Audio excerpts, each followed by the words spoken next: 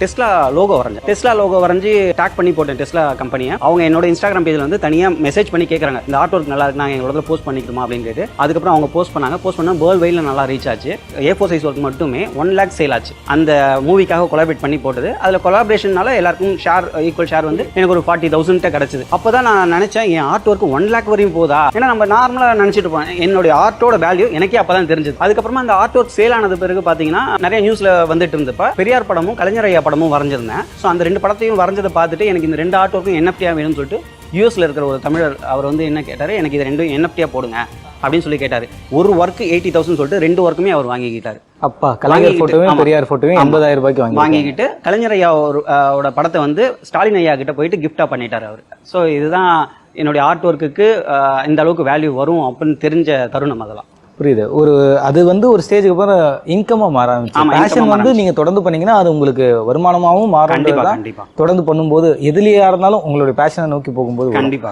So உங்களுடைய பேஷன்ல அடுத்த கட்ட கோல் என்னவா இருக்கு? இப்போ இந்தியாவில பாத்துட்டீங்க, ஏசியால ட்ரை பண்ணிட்டீங்க, வந்துருச்சு. அடுத்த கட்டமா என்னவா இருக்கும்? தமிழ்நாட்டில் அவ்வளோ கலைகள் இருக்கு. ஸோ எல்லா விதமான ஓவிய கலையிலேருந்து எல்லா கலையும் இருக்கு. ஸோ இந்த ஓவிய கலையில ஒரு புதுவிதமான முயற்சி இப்போ பண்ணிட்டு இருக்கோம். இந்த ஓவிய கலையை தமிழ்நாடு ஃபுல்லாக எல்லாருக்குமே வந்து கற்றுத்தரணும் அப்படின்ற ஒரு நோக்கத்தில் ஃபியூச்சர் என்னுடைய கோல். அது மட்டும் இல்லாமல் இந்தியா மற்றும் தமிழ்நாட்டில் இருக்கிற கோவில் சிற்பங்களை ரீக்ரியேட் பண்ணணும் அப்படின்ற மாதிரி ஒரு இது பண்ணியிருக்கேன். ஸோ நம்ம என்னதான் நம்ம ஆர்ட் ஒர்க் பண்ணி சேல் பண்ணாலும் அதில் ஏதாவது ஒரு அச்சீவ்மெண்ட் பண்ணணும்னு சொல்லிட்டு எல்லாருக்குமே ஒரு ஆசை இருக்கும்ல. ஸோ அந்த மாதிரி ஒரு ஆசையில் தான் இப்போ என்ன பண்ணியிருக்கேன், 1330 குறளையும் வந்து ஓலைச்சுவடி வடிவில் மூங்கில் சுவடியில் நாங்கள் பண்ண ஆரம்பிச்சிருக்கேன். இது வரையும் ஒரு 20 சுவடி முடிச்சிருக்கேன்.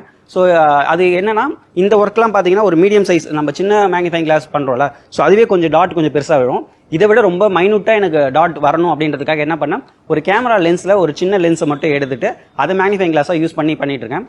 அதுக்கு வந்து வெயில் வந்து ரொம்ப ஷார்ப்பு வெயில், அதிகமான வெயில் இருந்தால் மட்டும்தான் பண்ண முடியும். ஸோ அது சம்மர் கோடை காலத்தில் மட்டும்தான் அந்த சுவடி பண்ண முடியும். ஸோ அதனால் அதை திரும்பியும் கோடை காலத்துக்காக நான் வெயிட் பண்ணிட்டு இருக்கேன். வந்தோடனே திரும்பி ரீக்ரியேட் பண்ண ஆரம்பிச்சிடுவேன். எவ்வளோ சீக்கிரமாக அந்த 1330 குறளையும் முடிக்கலாம் அப்படின்ற ஒரு எய்மில் போயிட்டு இருக்கேன். ஸோ விக்னேஷுடைய பேஷன் மற்ற வீடியோஸ் எல்லாமே பார்த்தோம். ஆனால் விக்னேஷுடைய பூர்வீகம் என்னவா இருந்தது? ஆக்சுவலாக நீங்கள் என்ன பண்ணிட்டு இருந்தீங்க? நான் பார்த்தீங்கன்னா டிப்ளமோ எலக்ட்ரிக்கல் எலக்ட்ரானிக்ஸ் தான் படிச்சிருந்தேன். ஸோ படிச்சுட்டு என்னுடைய படிப்புக்கு ஏற்ற மாதிரி வேலைகள் தேடிட்டு இருந்தேன் சென்னையில் தான்.